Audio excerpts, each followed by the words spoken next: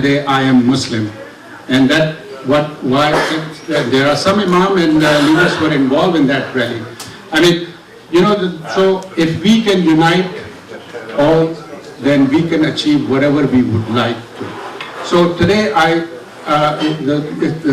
the purpose of this event is twofold. One is to invite all of you here, and also introduce our CEO, who is here first time meeting the community leaders. So without further ado, I'm going to invite Khalid Al-Sayyed, our CEO, and we'll get started. Khalid Al-Sayyed. Oh, thank you. Hey there! We just wanted to say congratulations! Purchasing your first home is a big step, and it's definitely a milestone to be proud of. As with all big life changes, there are a few things you need to consider when going in to finance that first home. And things to do that can help ensure you get the best deal, have the best experience, and keep from going crazy. Here are a few things that you should do, and a few that you really shouldn't. Most of these tips are designed to best maintain your credit. Your credit score is a major factor that comes into play when financing a home. That's why even minor infractions can raise a whole host of red flags during the home buying process. Do send requested documents to your financial institution promptly. Keep your use of credit cards as minimal as possible. Have sufficient funds in your bank account to cover the closing cost and your down payment. If you're receiving cash gifts from family, get them as a check or wire transfer directly from their account to yours. And continue living at your current residence. Any of these activities will help build confidence with your financial institution. Now we can get to the list of things that will do the opposite. Be certain to avoid making major purchases, applying for a new line of credit, closing any credit card accounts, quitting your job, long-term travel, changing your marital status, making any large cash deposits into your bank accounts, consolidating your debt onto one or two credit cards, transferring money from your business bank account to your personal bank account, lending money to your friends and family, running your credit, or disputing any credit accounts until after you've closed the deal. Follow the do's and don'ts we've outlined, and not only will your chances of ending up in your dream home increase, but the road to get there will be much simpler and much more enjoyable. Of course, there's a lot more to keep track of, which is why you should definitely call Guidance Residential if you have any questions, or visit us online at www.guidanceresidential.com. Thank you all so very much. I know that you had a choice of different things to do tonight, and you chose to be here with us, and for that we are grateful. Your support we cannot do without. I'm going to try and spend just a few minutes and share with you just enough to be purposeful in my storytelling. And I would begin by sharing with you a story that one of my colleagues recounted for me as he was on his way to, well, I have a booming voice. I won't need it. As he was on his way to Texas, so he's on a flight, and the gentleman sitting next to him happened to be a real estate attorney. And as they began to speak, they exchanged, well, what do you do for a living, and what do you do for a living? So my colleague explained to him that he was in Islamic finance. And so the gentleman asked a little bit more. So with great passion, my colleague began to explain to him all of the nuances of Islamic finance that we go through, and the trouble that we have gone through to get to the point where we are at. Now remember, he's speaking to a real estate attorney. It should have been very natural for this real estate attorney to say, oh, tell me some more. How is it that you changed the contract? Why did you change the contract? All of the questions that should have been natural to him, he absolutely skipped. And his response was, in a heavy Texas accent, he said to my colleague, oh, so y'all do that just to make yourselves feel good? Now, the problem with that is that sometimes the community that we serve has a little bit of that attitude. And I want to try and impart to you why we should have a completely different attitude. Because Islamic finance is actually a very important component of the Islamic ecosystem. And as you know, an ecosystem is self-sustaining. It does not need outside forces to grow and thrive. And Islamic finance is an important component of it. So in today's day and age, my generation and my age group has grown up knowing that riba is haram. Now, I will tell you my personal journey, because I began my career in conventional finance. And all I know is, as I began to embark on conventional finance, my parents, all they would tell me is it's haram. But I would say, why? I didn't know. I literally was asking a genuine question, why? They didn't have an answer, but all they could tell me is, it's haram. Stay away, it's haram. And see, I thought I knew enough, and my parents didn't know enough. I distinguished between interest and usury. You see, I thought interest was just a form of profit, and usury was excessive interest, and therefore that's haram. And I was trying to explain that, but at the end of the day, no one could really tell me why it was haram. And I want to tell you, you guys as members of the community are obligated to explain to the young generation. Millennials, as you know, are taking over the world. I have lots of millennials at home. My family is a large family, and my kids are graduating and moving on. And millennials are different. You cannot tell them it's haram, accept it, and move on. They want to know why. And so I want to share with you my own journey about how I discovered why it's not permissible.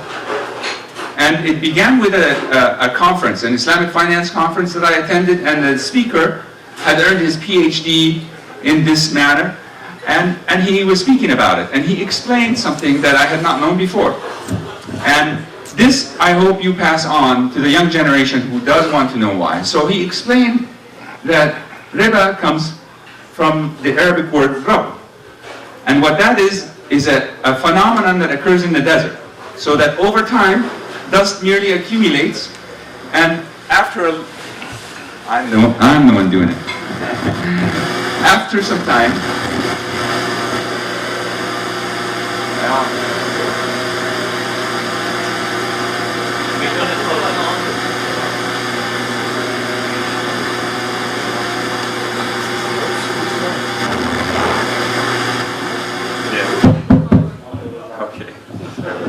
so after some time, a mole is created, and then more dust accumulates, and it's a mountain, and then a big mountain.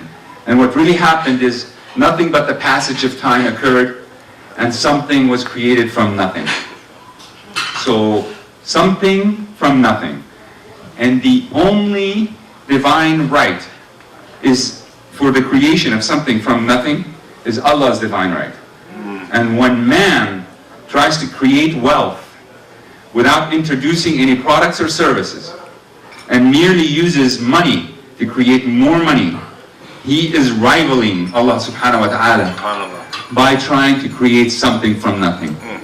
And this is why in the Quran, the only declaration of war made by Allah subhanahu wa ta'ala and the Prophet, peace be upon him, is on riba. Of all of the possible reasons to declare war, only once, and only on this, because it is man's transgression against Allah subhanahu wa ta'ala. And that's why. And once I understood that, and once I heard that, it made perfect sense to me. And then of course I was never the same afterwards. So when you're speaking to young members in the community, I think it's important for you to impart that, and to them, whether right or wrong, it is more important to understand that than to understand who says, which scholar opined on this, or whether it's present and where it's present. This is an important part in how we talk to the young members of the community. Because what it does is it helps preserve the ecosystem, which Islamic finance is a very important part of. So those are the thoughts that I wanted to share with you today. And I don't really have much else, and because the guys understand that I'm about to take a train back home. My son is graduating from college tomorrow, so I must get back in time for that. I will only have time maybe to answer a few questions if that's possible, and then I'll turn it over. Ladies first. Are you in North Carolina? I believe we are, yes. We're in 26 states. I believe both Carolinas are part of our realm, and Brother Abdul Samad here covers that territory. The Business Muslim Expo is this month, and I don't know if you will be able to attend that. The Muslim Business Expo in North Carolina. I'm sure that we'd be happy to participate. And then we also, our masjid has an event on the 28th at the United Nations, and we would like to have someone come to talk about it. I would be happy to do that. I do quite a bit of public speaking and at many events. So again, I'd be happy to participate. Okay, brother. I'm going to try and repeat the question because I don't think that the back room asks. There is a special event coming up in the Carolinas, and that was the discussion we were having, and we are eager to participate. My name is Syed Ibrahimi. I'm a former banker, retired banker, and I am associated with Muslim Center of New York. So that's my background. Now, I was very impressed with the guidance, but when I contacted somebody, my son was buying a house in Connecticut, and the house was a few dollars more than average house. So they say, well, in New York, our limit is 600. In Connecticut, it's even less. How do you suggest the millennials to go with you guys if you cannot provide them with the tools to work? So the answer is simple. We have a lifelong amount of work ahead of us, because part of the Islamic finance ecosystem is not just the mortgage and home buying financial product. Our mission and our vision is to provide financial products and services for the Muslim community that complies with our faith. And when you think as a banker of all of the possible financial products and services, you can see that we have a lot of work to do. But for your particular case, the guidelines that you're referring to are the guidelines that are set by the investors. And the investors are the ultimate owner of this Sharia-compliant structure. And they have criteria that we have to adhere to. And so, in this case, this is probably Freddie Mac's requirement, and it's by zip code. And unfortunately, we don't get a lot of say in some of these things. Maybe one day when we are bigger, we're celebrating our 15-year anniversary this month. So it's been 15 years and a long, long road to get to the top of the mountain. As I was saying in our last event, that when you look at a picture with a guy at the top of the mountain, you can be sure he did not fall on top of that mountain. He climbed that mountain. Now, we still have a lot of climbing to do, and there's a lot of more mountains to climb. So I unfortunately don't have a better answer for you, but I know that we have a lot of work ahead of us still. To be in that market, for me to say to my son, go through guidance. I understand that, and I have to say that in this one instance, perhaps we did not meet your need, but we have funded over $4.5 billion over the last 15 years, so we were able to meet a lot of needs, and we still have a lot more work to do. I acknowledge that wholeheartedly. I'll take a question from the brother back there, and then I'll come to you. Sorry. Yes, finance of dual-use properties, both residential and commercial. Yeah, mixed use is a challenge for the investors as a whole, because they view it as a business type of financial instrument.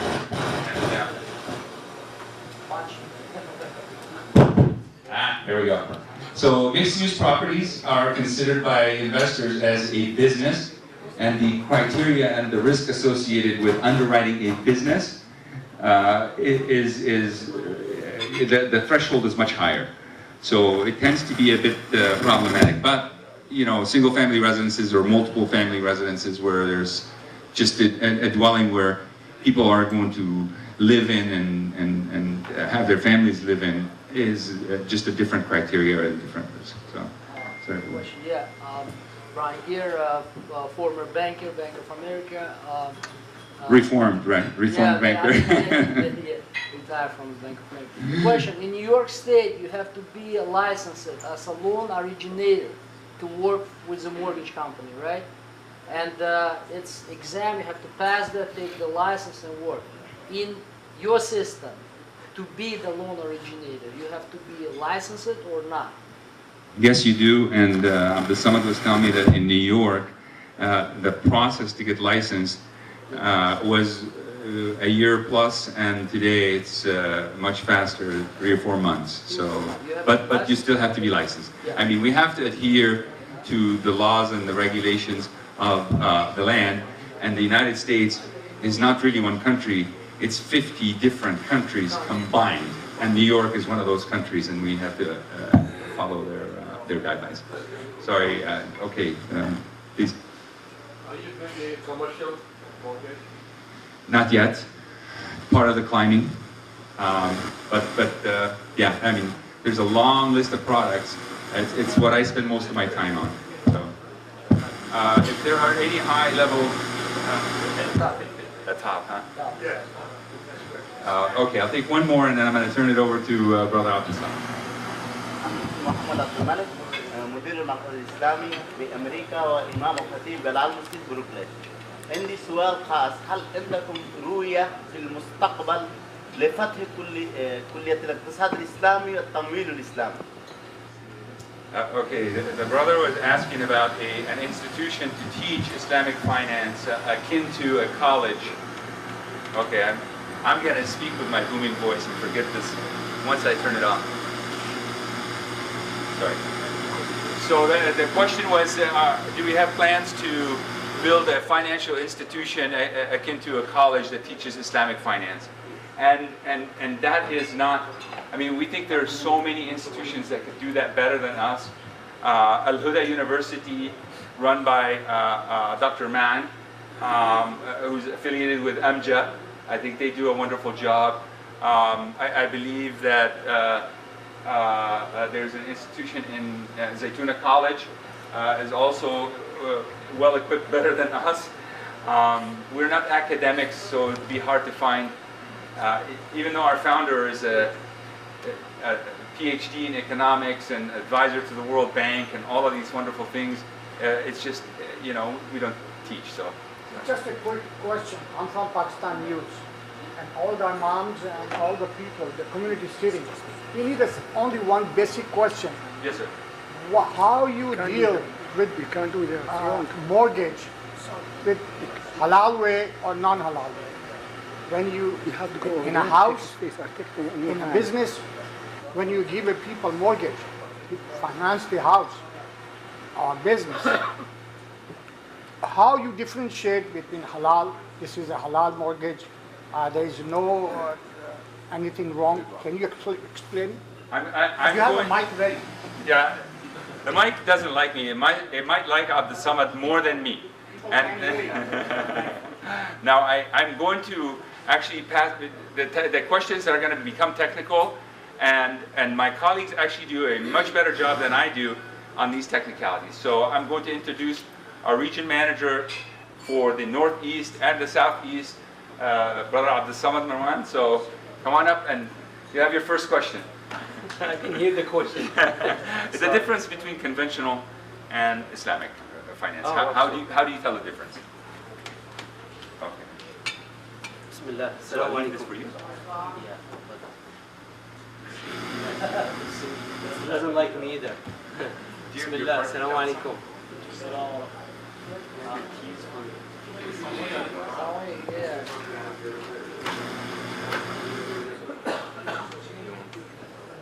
Bismillah. Bismillah.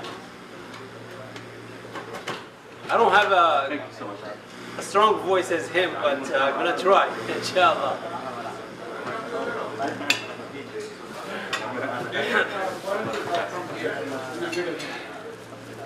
Anyway, So sorry that we have this technical problem, but if we can answer and address this question, I think I want to address this question because it's the most important question. The major difference between us and conventional, it's very, very simple. And it is critical in the same time. Allah subhanahu wa ta'ala have declared war against riba, and we all know it. What conventional banking does, it is all based on using money as a commodity. Every day, a bank creates wealth out of nothing, out of thin air. Money gets included or introduced to the market and then move to the next level without really creating a real wealth. So when you go to a bank, the promissory note that you sign, it is strictly based on lending and borrowing. You are borrowing money from the bank and the bank is lending you money. That transaction, it is clear that when you sign that promissory note, that you are borrowing money. And without the bank taking any risk or any ownership into the commodity, without them taking any risk or any commodity sharing, they're expecting you to pay their money back plus interest. That interest, Islamically speaking, is not permissible. What does Islam teach us? That when you transact on money, you don't use money as a goal. You don't use money as the main object to trade off. You use the commodity. So Islamically speaking, you have multiple methods of doing business without having to compromise our values as Muslims.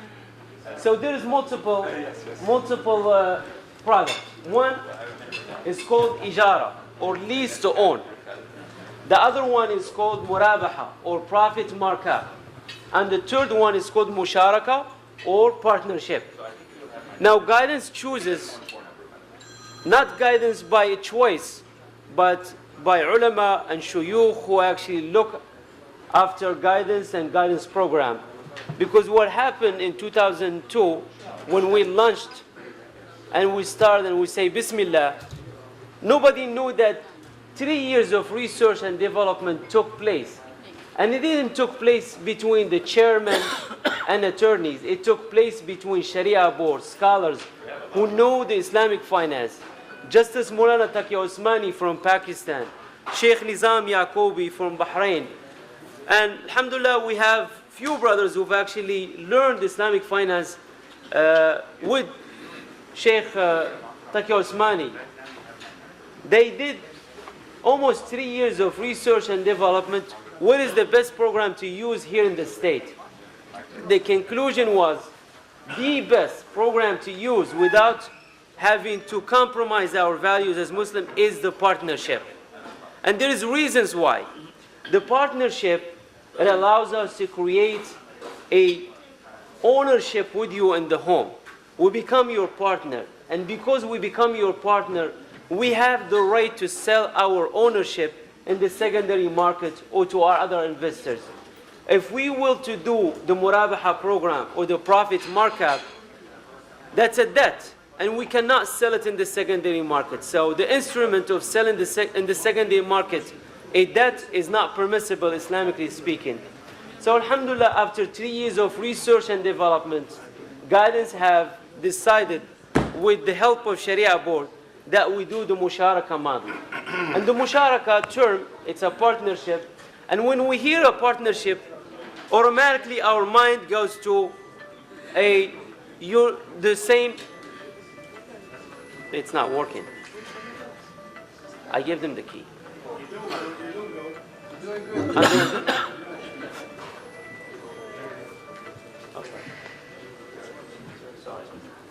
Sorry about that. I don't have to yell anymore. Inshallah. So what I was saying earlier, and you can see that I'm more gentle now. So hopefully that I didn't scare you earlier. What I was saying earlier is the difference is very simple, but in the meantime is so big. And guidance chooses the musharaka model is because it is the most authentic product to use here in the state. If we were to be in a different country or overseas and there is no existence of a secondary market, we would have done the Murabaha program, we would have done the Ijara program or the lease to own. But because of the existence of a secondary market, because guidance have already got to $4.5 billion, without the secondary market, the Muslim community and guidance in return cannot grow to the $1 billion portfolio, the $2 billion, $3 billion, $4 billion, and moving forward. We as Muslims were still a minority, but the Congress back in the 60s and early 70s have already helped consumers in the United States by providing two institutions such as Freddie Mac and Fannie Mae. Their sole job is to actually liquidate the market, provide liquidity for the mortgage industry. And because we are a unique, alhamdulillah, faith that has an adherence to the law and the jurisprudence of the Islamic faith, when we go to them, at first they neglected us. They completely neglected us. But because of Allah subhanahu wa ta'ala have a different planning for us, a Muslim attorney who was working for Freddie Mac have actually told them, no, we can't, because in our clause, we have a clause that said we have to serve the minorities. So then they looked at our program and start going back and forth and introduce certain instruments so we can be in compliance with their regulation. Long story short, and I'm going to use an example that it is simple, but I don't want many of you to think that I'm simplifying it because you don't understand the complexity of the product. I'm just simplifying it because our religion is very simple. It's not that complicated. Allah subhanahu wa ta'ala, when He says pork is haram, we didn't have to go and ask why.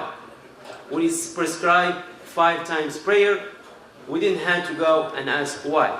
We had to obey because there's certain rules that Allah subhanahu wa ta'ala have prescribed for us, and through Rasulullah ﷺ, those rules are we to obey. Yes, we can ask questions, we can learn why, but not to learn why so we can really say no to that.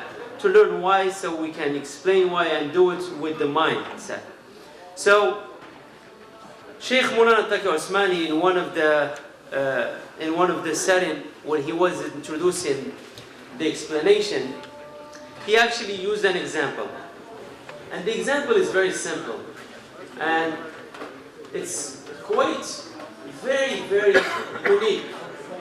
When a man chooses a woman and they do the nikah, that nikah, that contract, makes the whole entire difference in the world.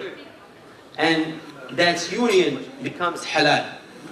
When that piece of paper, it does not exist, that union, it is in the eye of Allah subhanahu wa ta'ala and our religion not permissible. So when we as Muslims have an option to use a contract that ulama and scholars says it is halal, and here is why it is halal. Yes, may not be the perfect for you. Yes, may not be the absolute 100% to put your mind to satisfaction. But we have, alhamdulillah, shuyukh that looked after it and explained why it is halal. And recently, in 2013, Amja, some of you may know who's Amja, is a big scholars who actually get together and discuss many topics that need to be discussed. They actually met in 2013, invited every Islamic institutions to just present their program and say, okay, the platform is for you now. Go ahead and explain your program.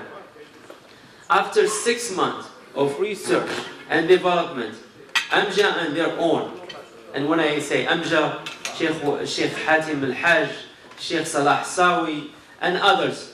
And of course there is other scholars, and I'm not taking the credit from any other scholars, but I'm just trying to explain that scholars have looked into it.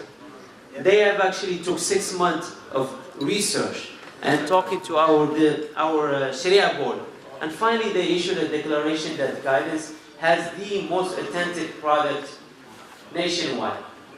If someone needs to use it, he can use it without having to worry about his deen. Allahu Akbar. So with this, I want to stop here. I know we Buying a home will likely be the biggest purchase you'll ever make, and it's certainly not a decision to be taken lightly. Simply finding that dream home is not enough. You'll need to qualify for financing, find a real estate agent who not only understands your needs, but can help you find that dream home, and then negotiate the price on your behalf, which may or may not go your way. Wouldn't it be great if there were a place you could go to get pre-qualified for financing, find the homes that meet your unique taste, and best of all, save some money? Introducing GuidanceRealty.com. At GuidanceRealty.com, we're making the search and purchase of your dream home a more convenient, straightforward process that will save you money. To appreciate how the savings work, we'll explain how the GuidanceRealty.com process works. With GuidanceRealty.com, once you're pre-qualified for financing and have determined how much home you can afford, you're ready to begin your search for homes that are listed for sale in your targeted area. You can select one of our Platinum or Gold agents. Either agent will offer you a discount of $500 credit at closing in order to represent you and get the deal done. Saving $500 at closing is great, but we have even more savings for you. Because you're pre-qualified with the site's preferred home financing provider, Guidance Residential, you're eligible for their $695 credit at closing and any financing discounts that may apply at that time. That gives you a total of $1,195. Now that's a nice chunk of change. With GuidanceRealty.com, your discounts are waiting for you at the front door. Find the perfect agents today at GuidanceRealty.com.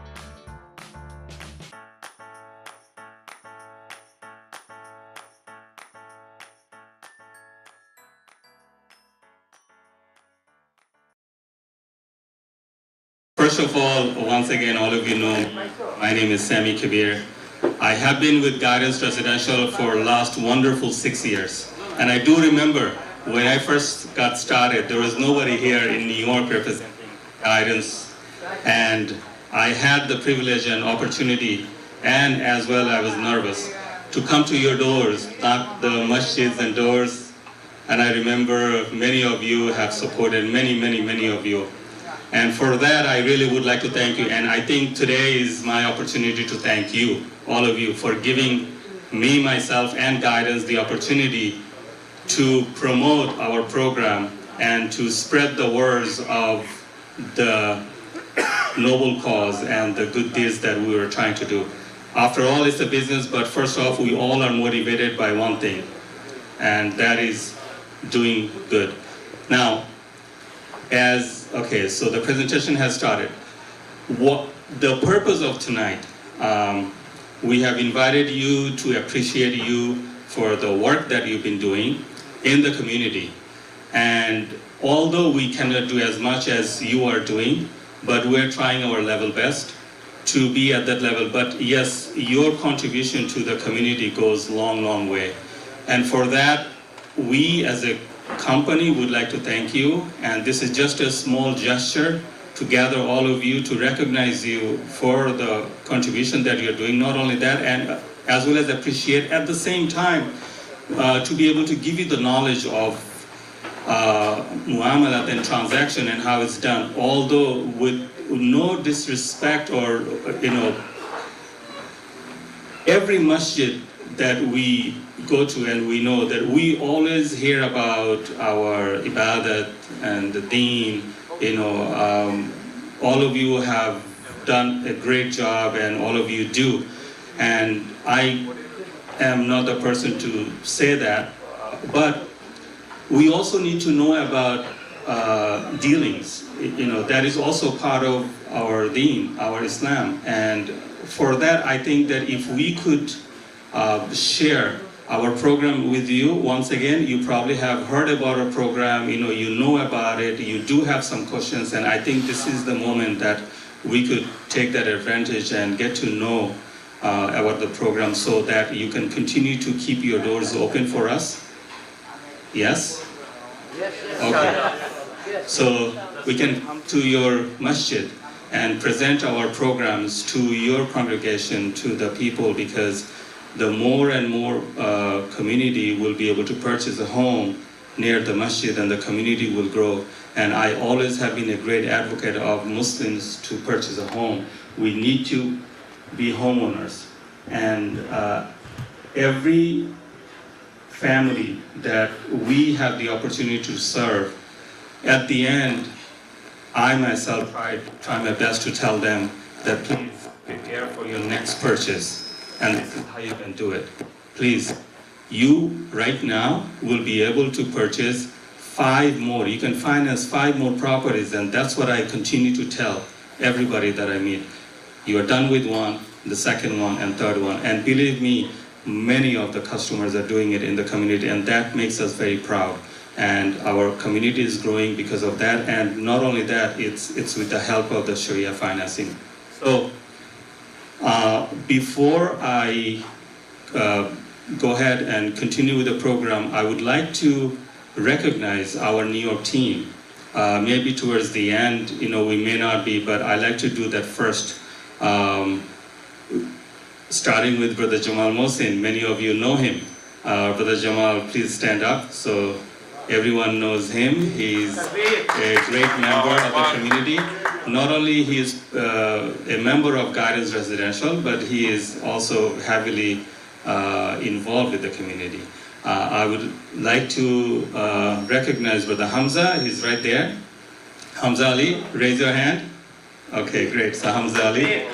And right next to Hamza Ali, we have Brother Nasser Nasho. He joined us the beginning of this year. The brother is doing very good. We also have Brother Murad. Where is Brother Murad? He's with Khalid, so he's taking a journey to the city. And we also have Arman Chaudhry. Many of you know Arman Chaudhry. He is part of Muna. And as well as we have a sister here in the house, Sister Shabana Patel. She is right here now. Many of you, I know that decision is done at home. And for that, Sister Shabana is there to help. So Sister Shabana, she knows what to do. All right, so without any further, I have to stand here, I think. I guess, I don't know if the microphone will. So I have requested. I think you can do without the mic. Without the mic? I think, speak a little louder, I think it's better. You don't have the static behind it. Yeah. You can turn it off, matter of fact. So you don't, those static actually just bother you. Yeah, maybe a little bit lower. Okay. Great. So I have asked Abdul Samad to do the presentation because I think he will do better justice explaining this program to you. So Abdul Samad is our regional manager for the East Division. He has been with this company for about almost 9 years, and many of you know him. And he has been a motivator, a great motivator for all of us here in New York team. We always look up to him. Anything, any problem, and if any one of you leaders and imams have a question, you know now who to call. But Abdul Samad, without any further delay, please.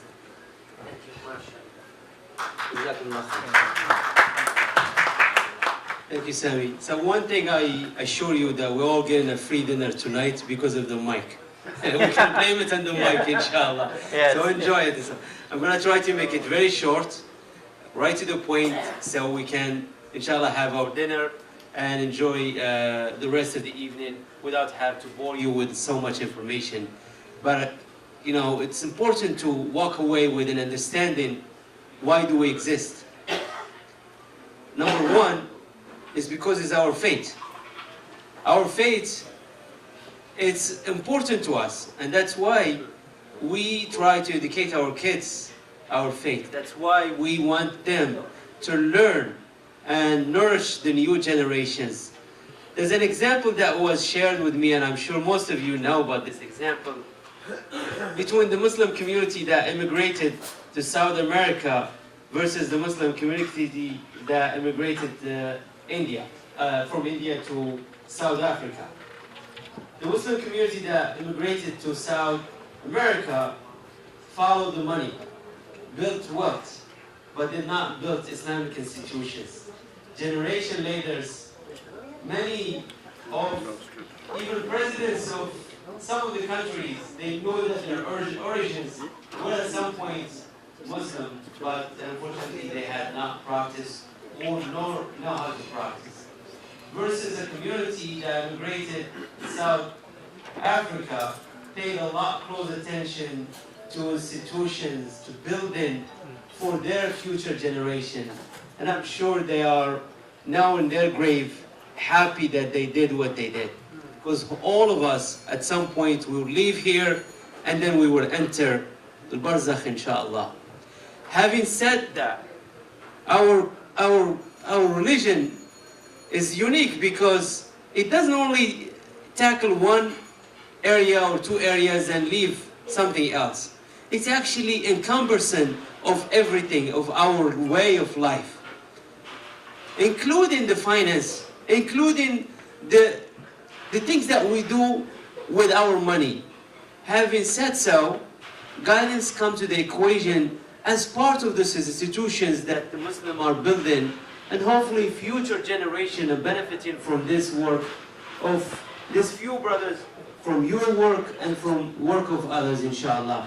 And hopefully guidance is blowing the road for other institutions to follow the model and build even greater institutions, inshallah. So, with that in mind, comes one important aspect. When you try to do something, you do it the right way. رحم الله من عمل عملا فأتقنه قال رسول الله عليه الصلاة والسلام. So when you do something, you do it in the right way. You make sure that you don't take shortcuts. Guidance has this unique approach, and the approach is making sure that when it comes to the Sharia compliance of our product, there is no shortcuts. We refuse.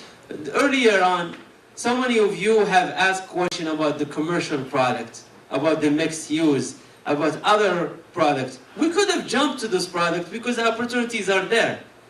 But because the fact that the Sharia board mandates certain rules and regulations to follow, we weren't able to just mix things up and just take shortcuts. We want to make sure we do it the right way. So, what is the right way? Is it a guidance way? No, of course not. Because all the religions, whether it's Christianity, or whether it's Islam, or whether it's Judaism, they're all from the same divine source, God, have prescribed the same religions to all, but some of the other religions have, unfortunately forget about some of the things that were teaches them in their Bible, and so on and so forth. This ayah speaks of riba, and I think is powerful enough that itself tells us that we all have to walk away with the understanding that when you deal with money, you make sure that you want to stay from things that are forbidden. الذين يأكلون الربا لا يقومون إلا كما يقوم الذي يتخبطه الشيطان من المس ذلك بأنهم قالوا إنما البيع مثل الربا وأحل الله البيع وحرم الربا. I hope that you all understand it. If not, you can read it in English over there.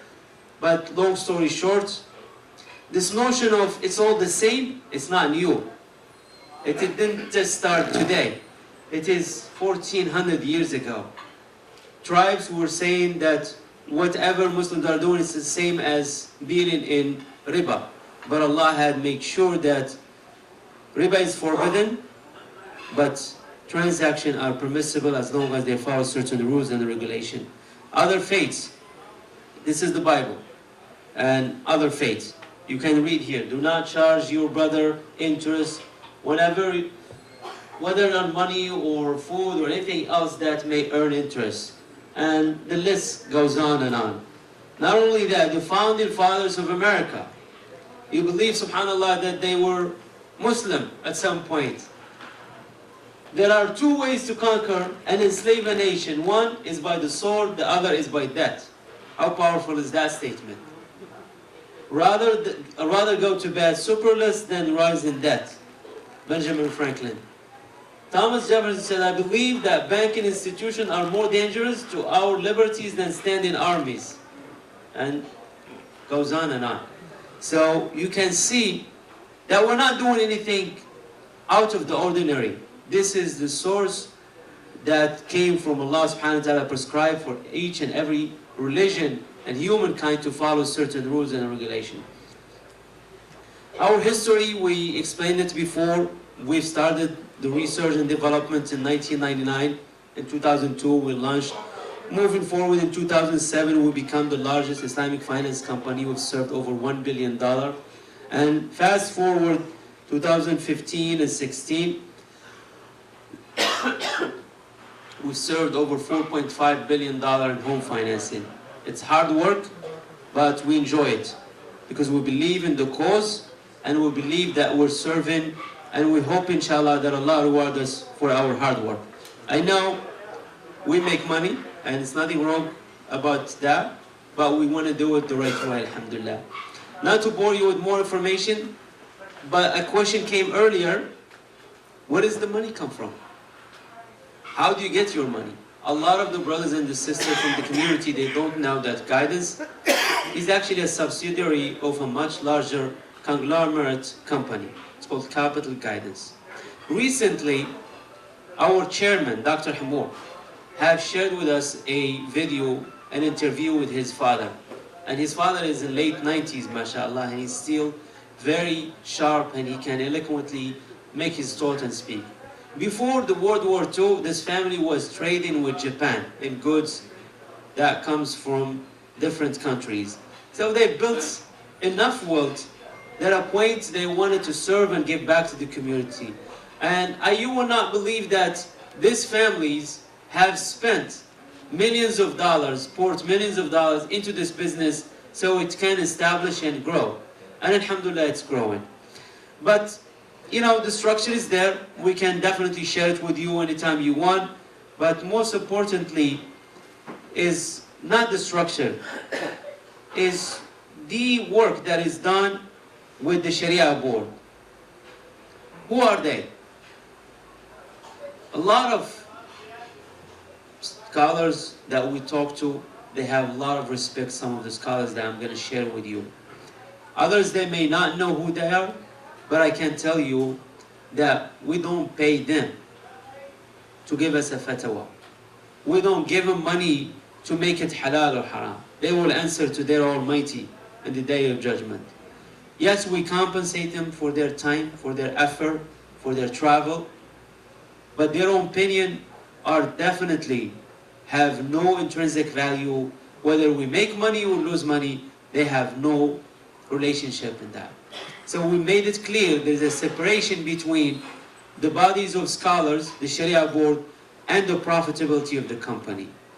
We start with the leader of the Islamic finance worldwide, and the person who actually pioneered in this field, Justice Muhammad Taqi Osmani, Maulana Taqi Osmani. Some of you may know him, and I hope that if you don't know him, to just Google his name, and you can see the work that he's done in this exact area. Not a single company that exists in America has his blessing, except Guidance, alhamdulillah. This is who he is. You can read about him. He has accomplished a lot when it comes to Islamic finance. And he is someone who continuously to be involved. In fact, Khalid, our CEO today, was sharing with me an interaction between Maulana Taqi Osmani and our chairman about some question, emails back and forth.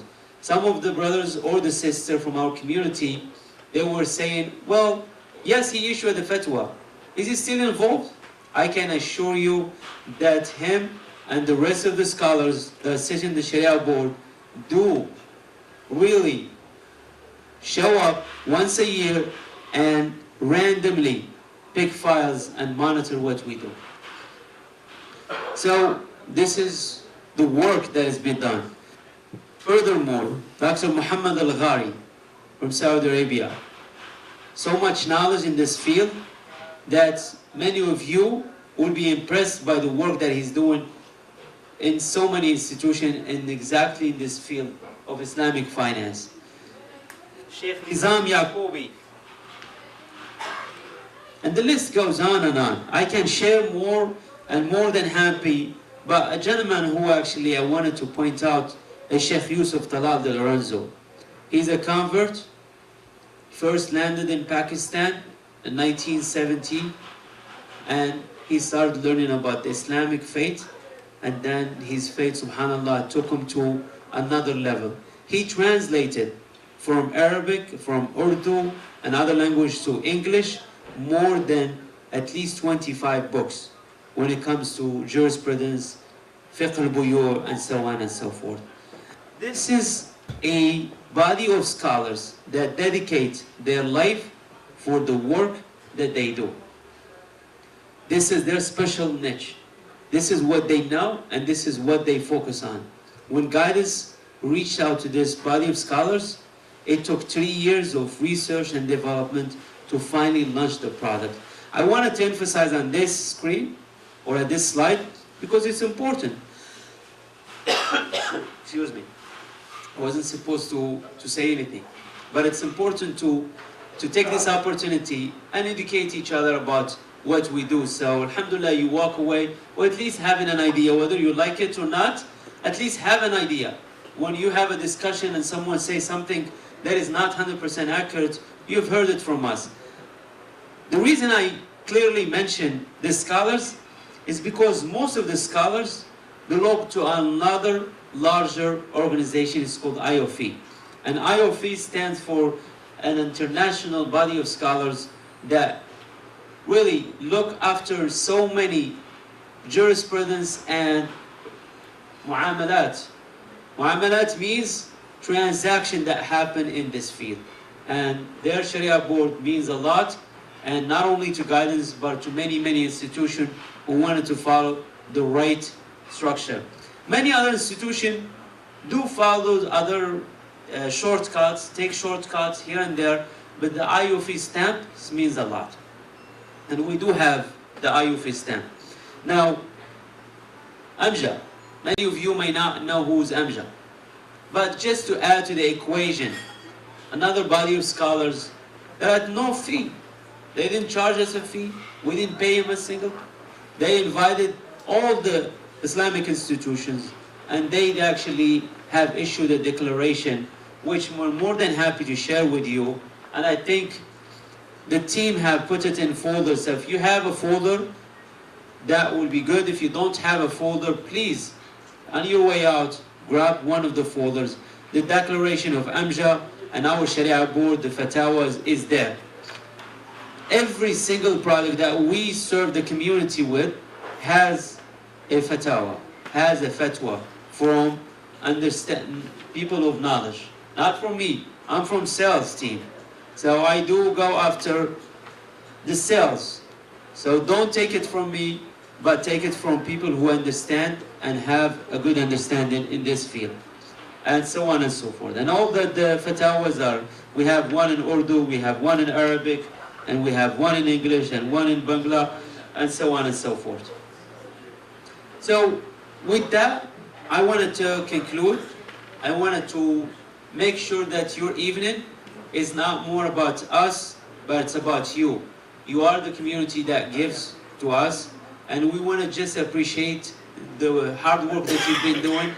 We wanted to appreciate what you've been doing to the community, and you know, we're so proud that our team was able to actually bring so many of you, and I really want to give it to so many of you who actually helped and invite everybody. So I want to invite Jamal, I want to invite you, Sami, and I want to invite Murad, and invite everybody. Honestly, it's not easy to put together this crowd. Alhamdulillah, a crowd that has a caliber, has an understanding, and look after so many of the things that happen in everydays in Muslims community.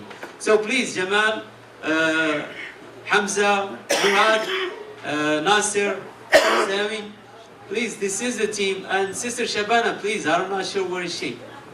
We have a sister, come. They have to see you. We have a sister that also served the community in this field. And we're very proud to have, alhamdulillah, more than one sister. We have Sister Shabana here in New York, and we have another sister in New Jersey. And we are a company that is run by mostly Muslims, alhamdulillah. Yes, we do have others from the other faiths, but we are run by our CEO you met with. We're not a company that serve this community just for the sake of serving. We are here to stay, and we are here to give more back to the community. There's a slide that I failed to share with you. We give back in 2012. We were the largest institution that give back to the community. Over $1.5 million back to the community, whether it's ICNA or ISNA or MAS or Masjid al-Shura or so on and so forth. I see a smile, Sheikh Ahmed. So I want to thank you so much. I want to open it for your questions, but we're going to try to really limit the questions so we can have you, inshallah, enjoy your dinner. Maybe we'll take 5 questions, 2 from this side and 2 from this side, and so on and so forth, inshallah. The brother, I see his hand up first. Can you just stand 1 second so we can have one picture? Go ahead, ask. Come here. Yeah. Can we do that later? Yeah. Question is. Thank you so much. I appreciate it. Jazakumullah khair. Thank you. Okay? You can stand with me to the question if you want, please. Is there a parallel program to the home equity loan? The home equity loan, for the brothers and the sisters who do not know what's a home equity loan. A home equity loan is simply the bank valuing your home and see how much equity you have, and technically they lend you money against your equity. Again, we don't do home equity loans because that lending and borrowing transaction is not permissible. We were hoping that Sharia board find a way, but strictly they say you cannot do home equity loans because that transaction is forbidden Islamically speaking. What we can do is we'll reappraise your home and then you do a cash out if you need the cash. So if your house worth $600,000 and you only have $300,000 contract, we can do a cash out, inshallah. The question regarding dealing for Musharaka or Murabaha, I don't know if you can program. Some of the members of the community said that this bank, they have a contract for to buy a house like $500,000, and they have they add all the interest for buying that house. It is difficult to go to if you have to get rid of the interest. It's difficult because you stay with the certain specific years, 10 years or 15 years or so. I don't know, is that correct? Or because they said that at other bank, the regular bank, they can withdraw from the riba and give their money and you can free of riba. How is that? I want to share something with you here because that will help us, inshallah, cover that. It's going to be here. It's very simple.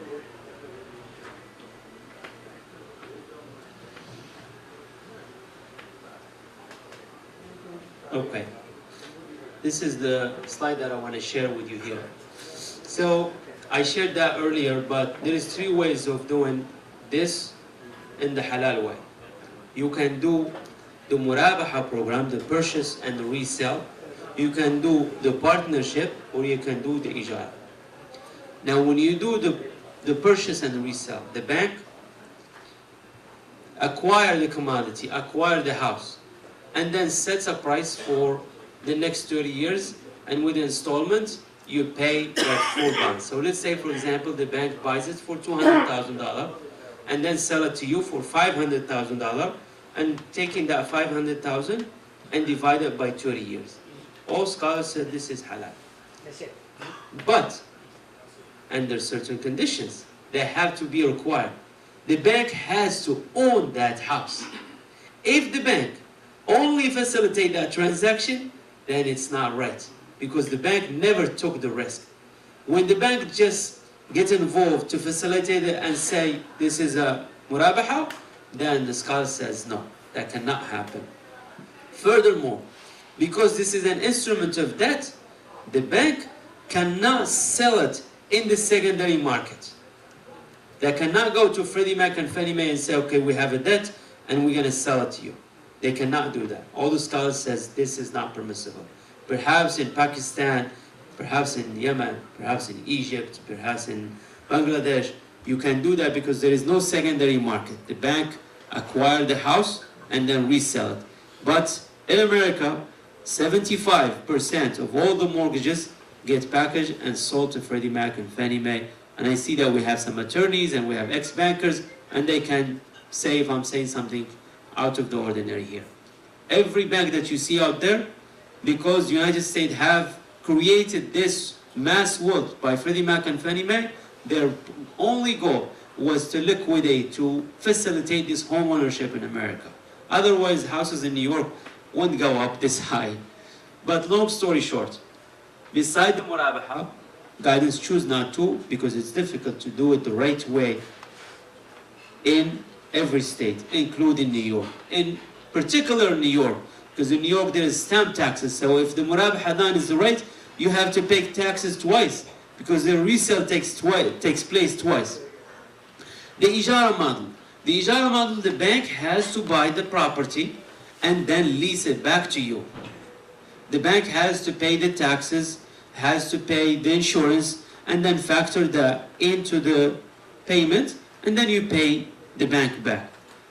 But when you say an ijara model, that means the bank has to become an owner of a commodity.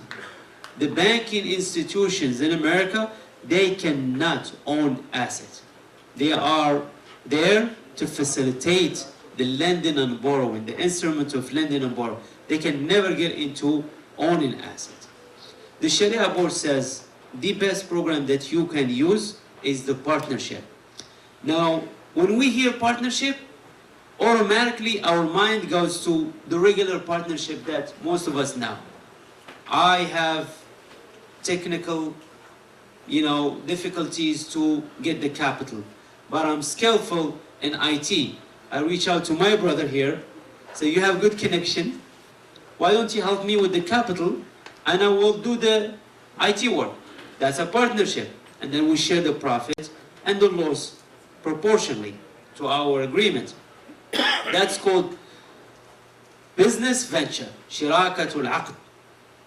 But there is multiple partnership that our religion and the jurisprudence have allowed us to use. One of them is called asset ownership. The partnership here, the essence behind it, is one of the partners end up owning the share of the other partner. We enter this partnership for one reason, that you end up owning our share. It's called shirakatul milk al-muntahiyya bit-tamlik. So the asset ownership here, it's a very viable model. It's actually accepted among many scholars. Alhamdulillah, we were able to convince Freddie Mac to buy our contracts, our shares. So now we have a share with you in the house. That share, we are free to sell it to investors, whether it's Freddie Mac, whether someone else. We have that capacity to sell it in the secondary market. And that's how the Sharia board said that you can go ahead and proceed with this model. So I hope I explained that, and I hope that made it clear, inshallah. I want more detail about that. How does that work? I want you to understand that perhaps this is, a lot of brothers here and sisters that may be hungry, so I'm more than happy to explain as much as you want, but if you need more details, I'm more than happy to give you more. Just be specific. What details you need to know about? About the musharaka. Yeah. So when you have the musharaka, now you own the bank owns 80%, another person owns 20%. Now, do the person buy your share with the amount that let's say the house is $400,000, and I put $100,000 and you put $300,000.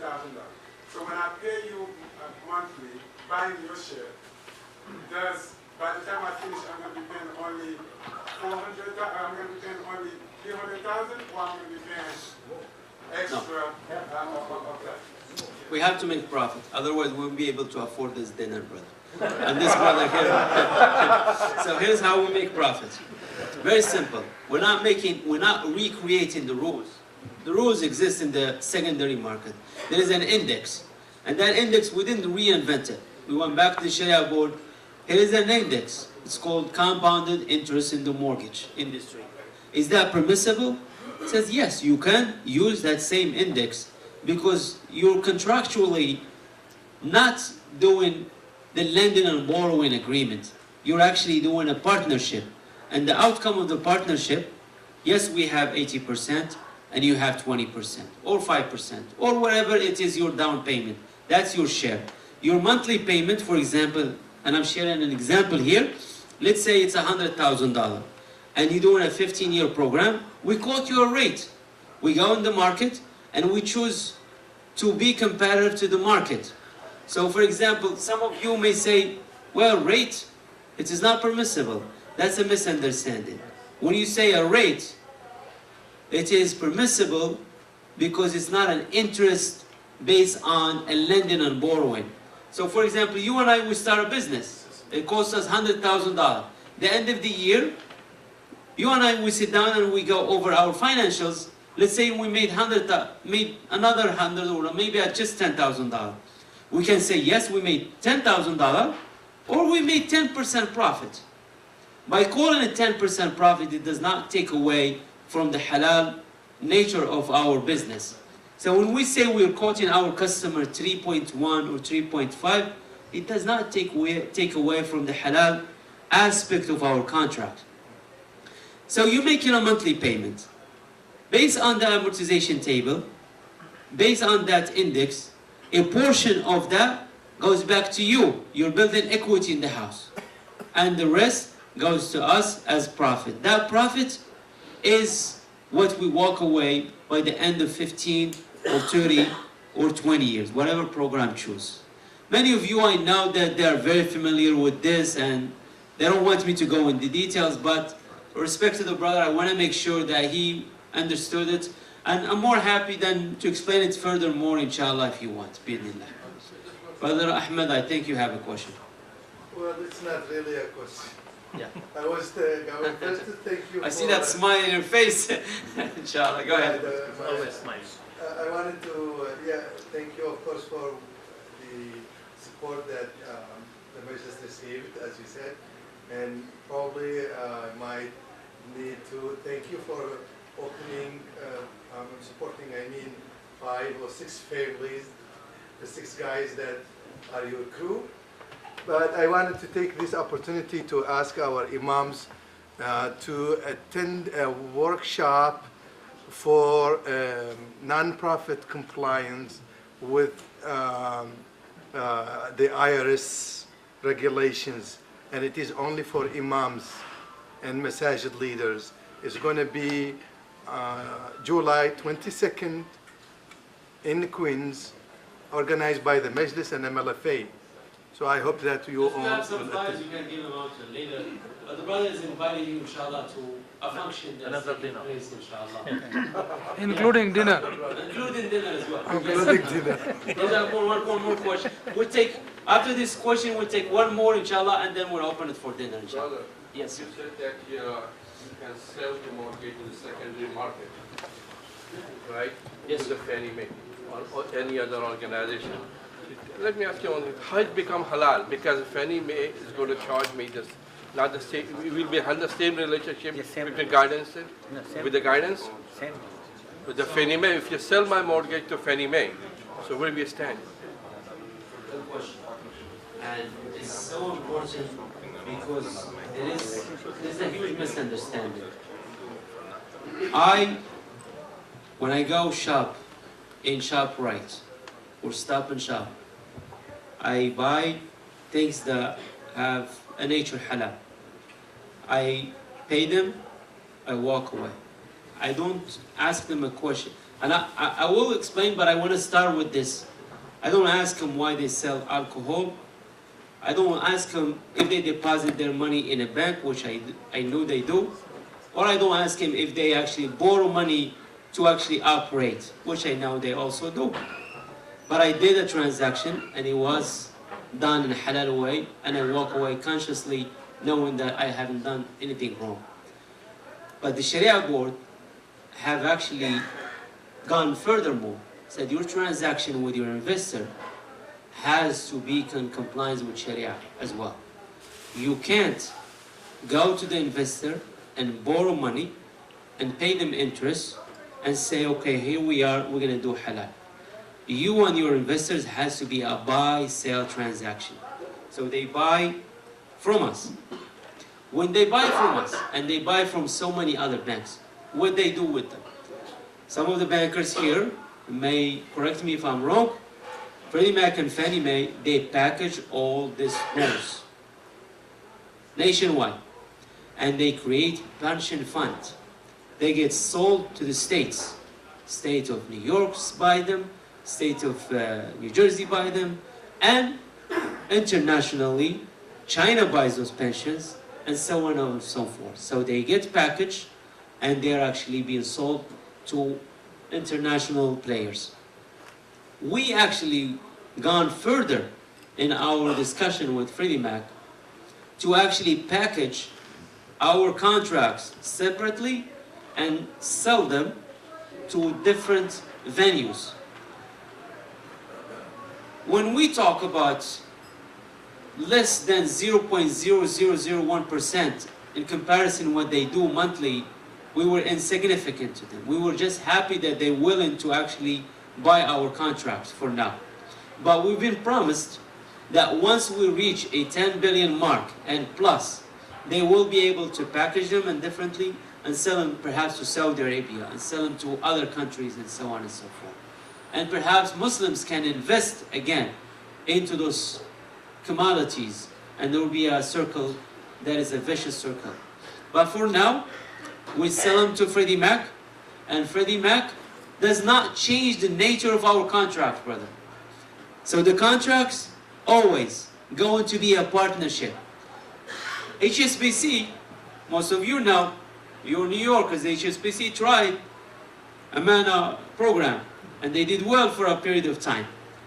Alhamdulillah, this program was halal, because they had the fatwa from very honorable scholars, and so many Muslims that I know have actually used HSBC.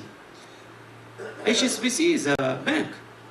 They deal with interest every single day. But when they come to you and they transact with you in a halal manner, that's it.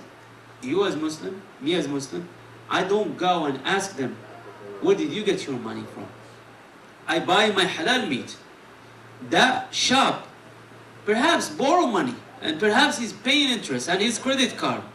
And I can't go and say your meat is not halal, it's not dabiha, because you borrow money from your credit card. This is my humble opinion. You can agree with me or disagree, but alhamdulillah, I think the scholars have really clarified it for all Muslim community and have put our mind to ease. You don't have to go and search in detail. The hard work has been done. Trust me. Sharia board spent 3 years, multi-million-dollar research and development to put your mind at ease. Yes, you have the right to understand, but I want you to believe that we won't be standing in front of you here to fool you, because ما بني على باطل فهو باطل. Someone translate for me. Whatever has been built, falsehood is falsehood. Guidance is here to go the long run here, inshallah. And I'm sure you will see us, inshallah, and your grandkids and your child will see us, inshallah. Just to follow up on this thing. And this is the last question, because I see some brothers saying, and the sister.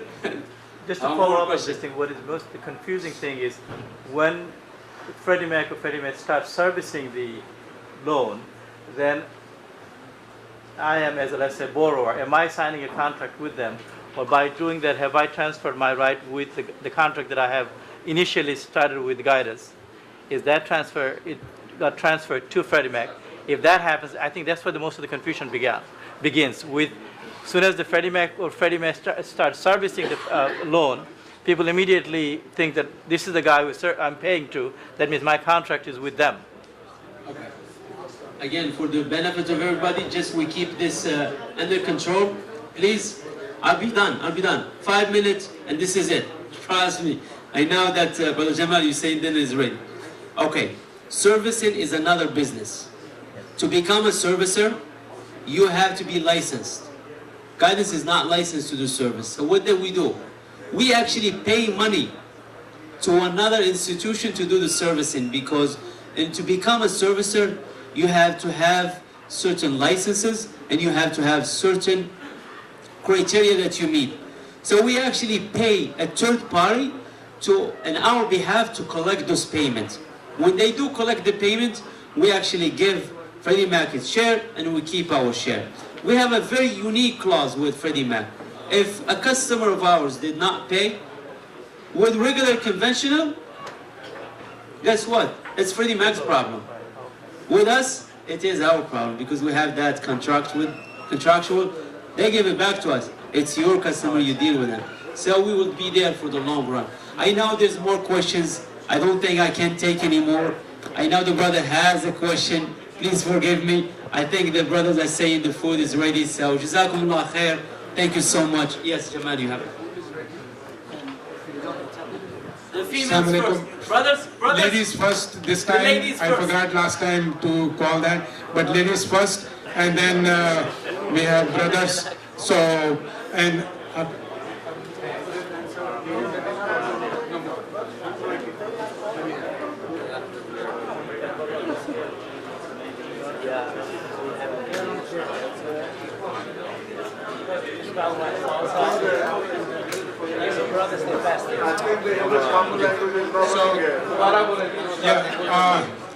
I think the message was that we would like our ladies to get the food first.